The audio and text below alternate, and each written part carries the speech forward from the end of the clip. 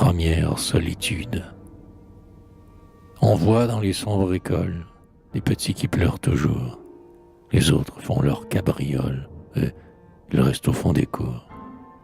Leurs blouses sont très bien tirées, leurs pantalons en bon état, leurs chaussures toujours cirées.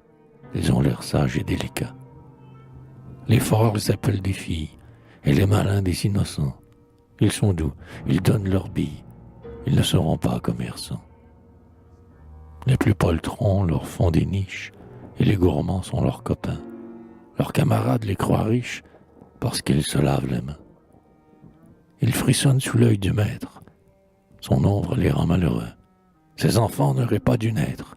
L'enfance est trop dure pour eux. Oh, la leçon qui n'est pas sue, le devoir qui n'est pas fini, une réprimande reçue, le déshonneur d'être puni. Tout leur est erreur et martyr. Le jour, c'est la cloche, et le soir, quand le maître enfin se retire, c'est le désert du grand dortoir. La lueur des lampes y tremble, sur les linceuls des lits de fer. Le sifflet des dormeurs ressemble au vent sur les tombes, l'hiver. Pendant que les autres sommeillent, fait au coucher de la prison, il pense au dimanche, il veille pour se rappeler la maison. Il songe qu'il dormait naguère, douillettement enseveli dans les berceaux, et que les mères les prenaient parfois dans leur lit.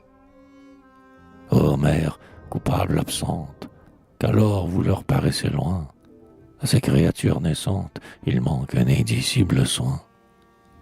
On leur a donné les chemises, les couvertures qu'il leur faut, d'autres que vous les leur ont mises, elles ne leur tiennent pas chaud.